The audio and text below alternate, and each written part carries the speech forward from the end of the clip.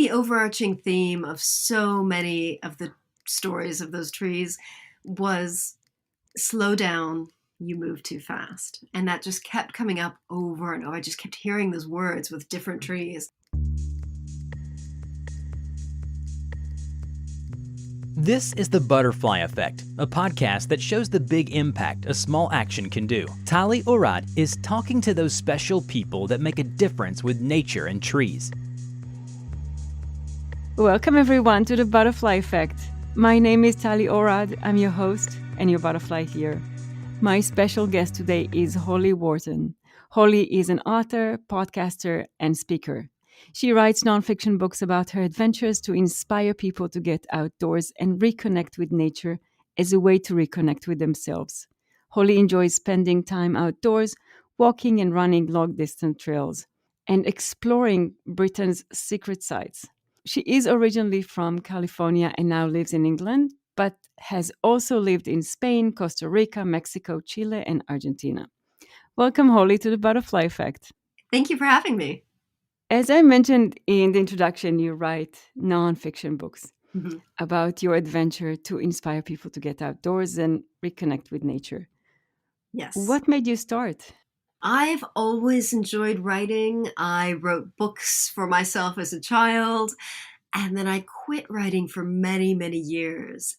Then about, 10 years ago, I started to get some ideas for books that were not nature related. They were just kind of personal development type books, self-help kind of things, and ended up never writing that book. And in 2015, for the first time, I walked a long distance trail here in England. Long distance trails in England are not as long distance trails in other parts of the world, like the United States. But I walked a 100-mile trail. And it was such a glorious adventure. I'd never done anything like that.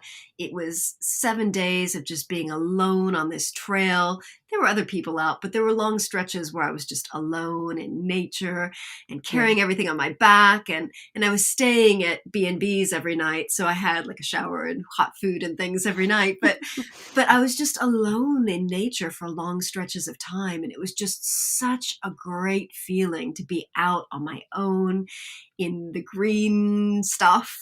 And I really loved it, but it was also really, really challenging. So as soon as actually before I got back, I had started writing a book. I brought my iPad with me and a little keyboard, and I started writing every day after dinner about my experiences that day and turned that into one of my first books. And I did it because I'd had such a great adventure and experience, and I wanted to encourage other women to get out and try something like that for themselves. And so I wanted to teach them all my mistakes so they could avoid them and just encourage them to have that kind of experience in nature, because it was really life-changing for me. And it just really started me off on a new path of having adventures like that. So that was the first book. Yeah, it's the first nature book. So I've written 4 books on business mindset. I've written 4 books about walking. I've written a book about trees. I've written a bunch of workbooks based around my other books. I know in your latest book, If Trees Could Talk, it's life lessons from the wisdom of the woods. You start the book by describing a conversation you had with a tree. Yes. As I know your books are are nonfiction. Yeah. So I'd love an explanation. What do you mean by that?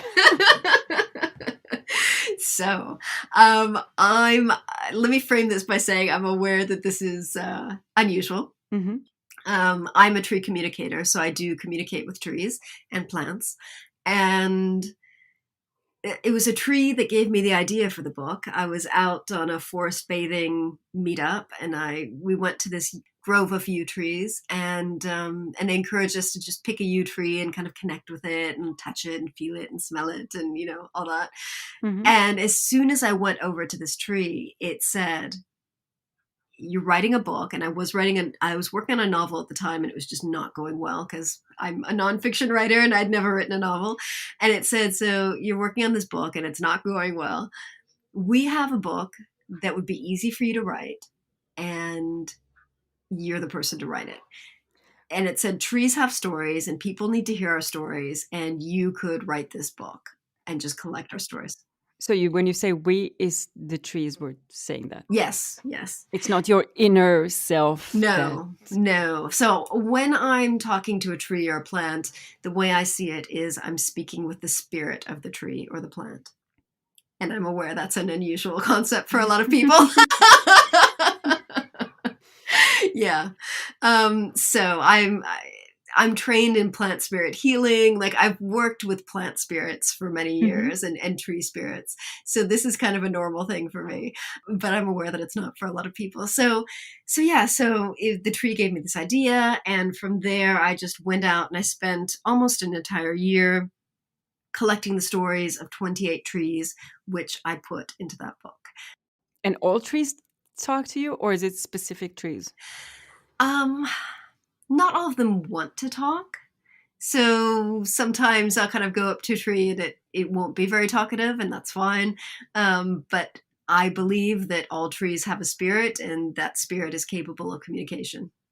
Okay. And what lesson have you learned from them? I think the overarching theme of so many of the stories of those trees was slow down, you move too fast. And that just kept coming up over and over. I just kept hearing those words with different trees. At the time I was really into hiking and I'm really into trail running and I love like being out in nature and moving through nature. Hmm. But before I wrote this book, I didn't spend much time sitting still in nature.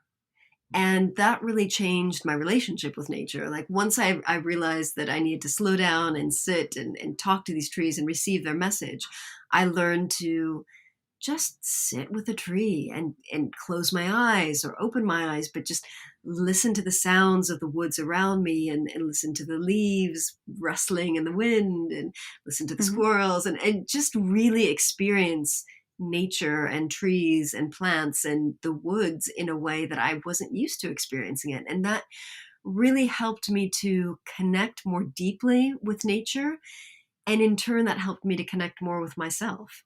Because I think we live such fast paced lives and we're always like rushing and Hmm. moving and ticking things off our list and going through our calendar and doing things and to be able to just give ourselves permission to slow down and just experience nature is just such a great gift that we can give to ourselves.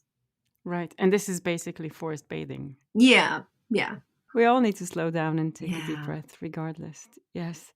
How did you know that it's actually talking to you? It's a matter of self-trust. So for years, as I said, I've been working with plant spirit healing and I've worked with plant spirit communication. And before that, I had learned how to be a channel and to channel spirit guides. Hmm. And on that journey, I think I passed through a journey of self-trust as well. So when I first started channeling, I did have that, am I making this up? Am I crazy? Like what's going on? Is this really the spirit? Or is it like there was a lot of Right. doubt in the beginning, but I worked through that through just noticing the differences. So the trees, for example, use language very differently from how I use it. I'm receiving their messages in English, but they speak differently. They repeat a lot of words and they repeat a lot of phrases and they Hmm. use different words than how I would speak. And so it really does feel like someone else speaking to me. And that Right. was one of the main ways I could tell, it's not just me in my head making this up. It is a separate entity. Fascinating. The purpose of the book, if I understand correctly, is to channel the stories of the trees from their point of view. Yes. Can you share one of the stories? So one of the trees is a tree that I walk by and I run by all the time. It's very close, about a half an hour walk from my house. And one of the things that it suggested was to give your troubles to the trees. So it said that trees have the ability to take our troubles and to take our worries and to take that difficult energy and to kind of take it from us and transform it into something neutral that doesn't bother anyone. So it recommended just going to see a tree and either sitting with your back up against the tree or standing. A lot of times I'll stand with my hands on the tree and I'll rest my forehead on the tree and to consciously give your worries or to give your sadness or to give whatever it is that you're experiencing to that tree and just feel that tree kind of absorbing that energy, absorbing those worries and just taking them away from you. That's something that I'd never thought of doing, but I just really found that to be a beautiful process to be able to just kind of let the trees take that from us and to transmute it and make it kind of neutral so that it's not bothering them, it's not bothering anyone. So that's one thing. A lot of the stories or the things that they gave me were exercises, things that you can do to engage with trees in different ways, kind of for personal development or personal growth, but different ways to engage with nature. For example? To visit the same tree in different seasons throughout the year, right, and just see how things change. And that obviously kind of helps connect you to the seasons. Seasonal living is also something that we're maybe not very good at these days. We've got, when you walk into the supermarket and you've got all the vegetables and fruits you want every month of the year, and that's not natural. We're very disconnected from the seasons sometimes. So doing an exercise like that throughout the year can help us to remember different seasons and different, obviously, temperatures and weather and just the different times of the year. So in a way, if I understand correctly, the stories are basically lessons that the trees are teaching you, and you are in a way are the bridge between them and the rest of the world to kind of like spread the word. Yes. That's beautiful. Yes. Yeah, I kept getting the sensation throughout the year as I was talking to these trees that they really want to help us. They want to help us reconnect to nature, because not only is it going to be better for us and for humanity, that's going to have a knock-on effect on how we treat the planet and how we treat the world. And can anybody speak with trees and get an answer? Yeah, right. Yeah. One thing is speaking, another thing is getting the answer. I absolutely think if you are open and curious and you're open to the possibility and it's something that you're interested in, absolutely believe that anyone can do it. Now, you might not do it on the first try, but like I always say, you wouldn't pick up a musical instrument and expect to play it perfectly in the first day. Right. Like, it's a skill like anything else. But it's not the kind of thing that, like, you're either born with a gift or you're not. You can absolutely learn how to do it.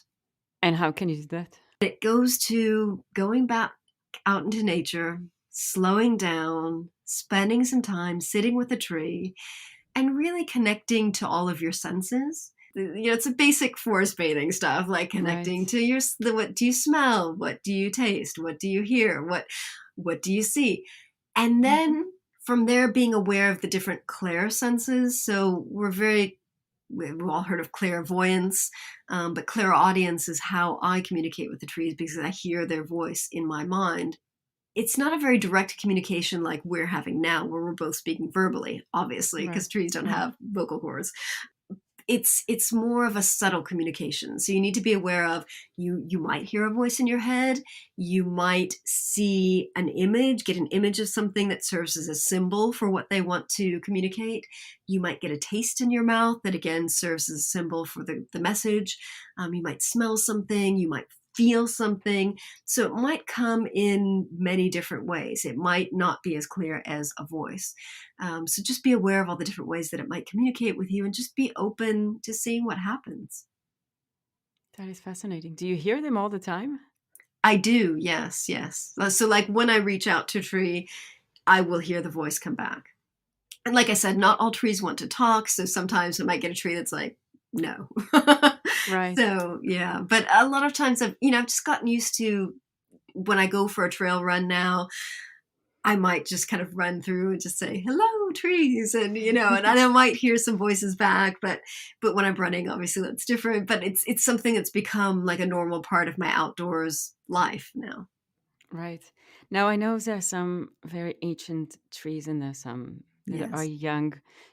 Do you hear a difference in their messages from the younger trees to the older trees? I mean, I'm assuming you got to meet both. Yes, that's a really good question. And no, I haven't, because one of the things that the trees have said to me is that they pass down their wisdom from generation to generation through the woods and through their communities.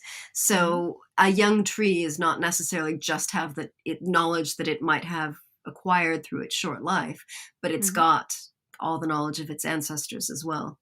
Wow. And actually, whether you believe it or not, Yeah, is besides the point. There's so many great values that you share that we can reflect on from those stories. And yeah, I appreciate that. yeah, I actually am still going to dig in and ask you. yeah. I feel like there are stories of trees, Mm, there's more than just a message that they are portrayed to us. yeah. So they lived longer Hmm. lives, and they have stories, different gossip than we do, but I'm assuming different politics also, but Yeah, they do have stories, yeah. and I would just love if you can share one of them. Yeah, well, there was one of the first trees. Actually, I think it is the first tree in the book. I call it lone oak.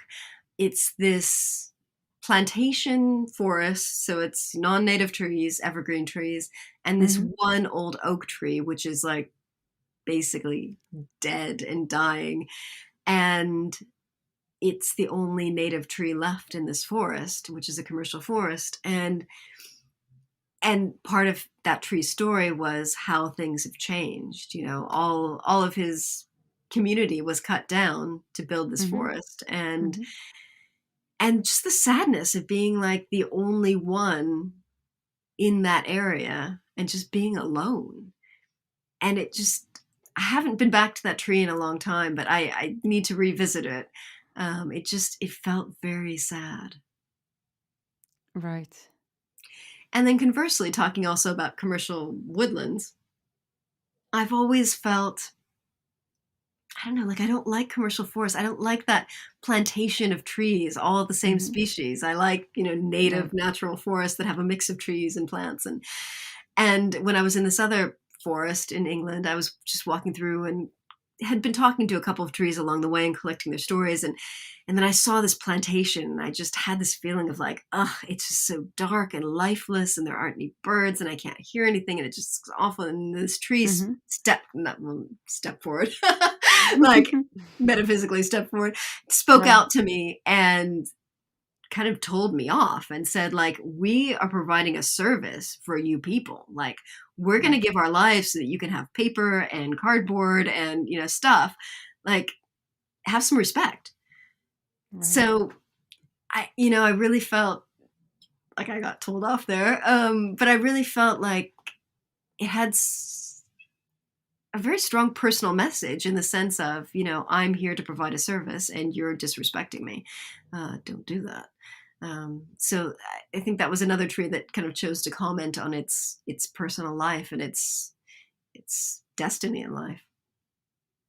That is a very strong message. I Mm, mean, we know the values in natural forest and the importance in biodiversity yeah. and why we should maintain, protect, and plant new Yes. forests that support that. But on the other hand, we still need paper and we still Yeah. need building material, and there is still a need for those homogenic forests. Yep. But they do have spirits too, and they know their places in the world, I guess, Yeah. Yeah. And they want respect. and they want respect. Hmm.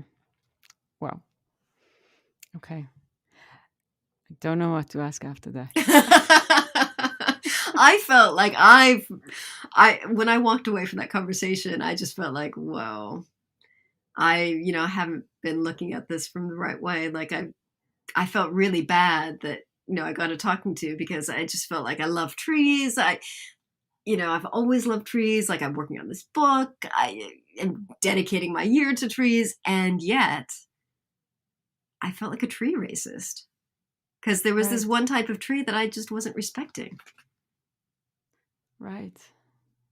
In a way, it's a very big reflection on who we are and Mm, what we are, and how we treat ourselves and others is how we should treat trees. yeah. Are there ever fights in between trees like we have for humanity? So once I connect with the tree in real life, I can kind of connect remotely with the tree. And the second you asked that question, I heard like yes from this tree that's fairly nearby.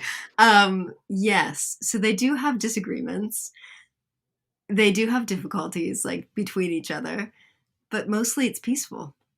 And is it like resources type disagreement, or is it more than that? I mean, if I'm It's humanizing them right for a yeah. second. Yeah, no, absolutely. So it's mostly resources, but it's also attitudes.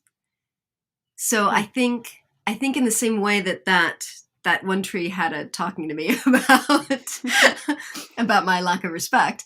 I think not all trees would have taken the time to explain that to me. I'm getting the message that a lot of trees just don't bother with us because they think, not that they don't think highly of us, but that they know that a lot of people just don't care, so they don't bother. Hmm. Um, Whereas other trees will make the time and effort to try to pass on a message and connect with us because they see that we can learn and we can improve the situation for life on Right. Earth. So if there's one thing we can do for them, what would it be? Get outdoors, connect with nature, really connect with the trees, and just enjoy it. And help take other people outdoors and help for people that have children, take your kids out, take your friends out, take your family out, and just try to spread the word about getting outdoors and connecting with nature, because the more that people connect with nature, the more respect they'll have for nature and the better decisions they'll make. So I'm surprised that you said connect with nature versus preserve nature. Because, I mean, you said kids, and I'm thinking, okay, kids can climb on a tree. Mm-hmm. Um, if you go with the dog, they pee on a tree, right? Mm-hmm. So they, in a way, can harm a tree. So being outdoors and connecting with nature has its risks. Mm-hmm. It does, yeah. Yeah, I think the way they see it is the more that people connect with nature, the more respect they will have for nature. Obviously, there's some people that go outdoors and they don't respect nature, but Right, climbing on a tree doesn't necessarily hurt it. I mean, obviously, if you're respectful and you do it in the right way. right. So I think it's about being aware when you connect with nature of how you're doing it and how you're being respectful and how you're treating it. And I think that's interesting that you pointed out the fact that I said connect with nature and not preserve nature. And it's because I think for a lot of people, connecting with nature will lead to preserving nature. Right. And that will come from within. Yes, exactly. Exactly. I know you're also working on personal growth for other people throughout nature. Hmm. And I'm just curious, how do you see going literally into the woods and spending time in nature can help us on our own journey of personal development? Basically, I mean, the very first thing that comes to mind is, as we said earlier, slowing down and just relaxing and releasing stress. I just think anytime we get outdoors into green spaces, it's just such a great stress management activity. Hmm. But I think also when we get out into nature and we engage in outdoor adventures, that can help us with so many things. It can help us to build our resilience. It can help us to stretch out of our comfort zone. It can help us to rekindle that sense of joy we get from doing new things or from doing different things. I mean, every time you go out into nature, it's going to be slightly different because the weather's going to be different, the Hmm. season's going to be different. So it really just helps us to try new things and to experience new things, and we learn from all of our adventures and from every time we step out into nature. So I think there's so many things that we can do in nature, and I think it's just a matter of finding what brings you joy outdoors and doing more of that, and then learning from those experiences, and then always trying new things or new ways of doing that thing in the outdoors and in nature. And I just think that's a fantastic way to connect with nature. Even those, I mean, you mentioned adventures. Adventures Hmm. can be sitting and do forest bathing for Yeah. one person, and it can be running or camping or Hmm. climbing trees, right? It It can can be be various things. anything. It can be anything. And I think that's why it's so important to find what works for you and to find what you enjoy doing. I mean, I love camping. I love taking my tent and going out camping. Hmm. But someone else might hate camping, or someone else might want to go cycling or running or hiking, or there's so many things you can do. And I think that doing these things outdoors rather than doing them indoors, like at the gym, Hmm. is just a great way to get in nature. Right. And you mentioned at the beginning that you made a few mistakes in your 100 miles Hmm. walk, which, oh my God, I applaud you. Thank you. What were the mistakes that you made, and how would you recommend people to avoid them?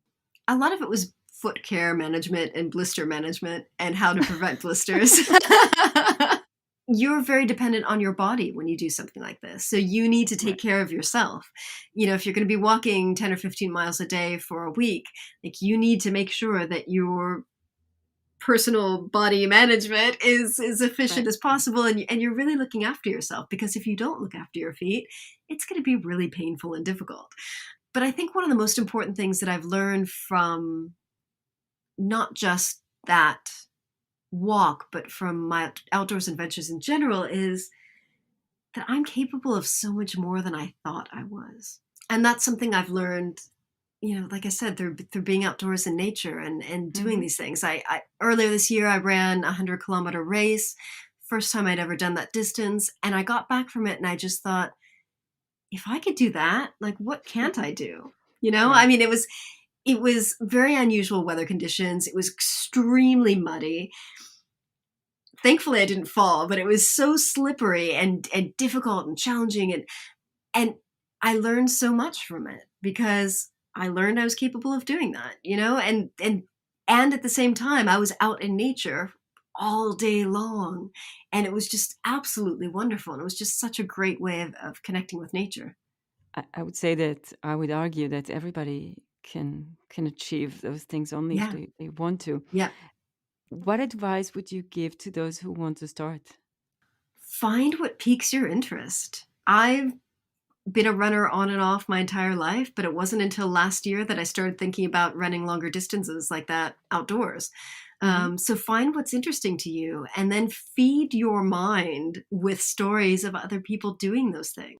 Because not only do you learn practical things about how you might be able to do that yourself, but it just makes you think that's normal. And I was Right. just thinking the other day about how, like, my husband and I are running these longer distances. And to me, it's perfectly normal because I've seen so many stories of other people doing these things. But yet, for most people, running a marathon is a big deal.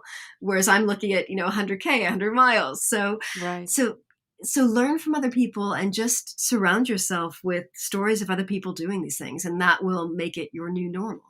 Now I'm curious. After you said that the trees told you to slow down Yes. and not run, what did they think about your running the 100K? That's actually a really interesting question, because when I'm running the longer distances, I do have to slow down. I can't keep up a fast pace for 17 hours to run Right. 100K. Mhm. So it has actually taught me to slow down even in my running.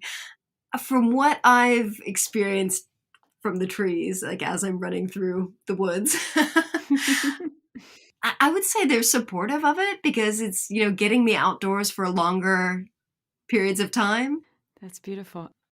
And what is your favorite tree? I really like yew trees.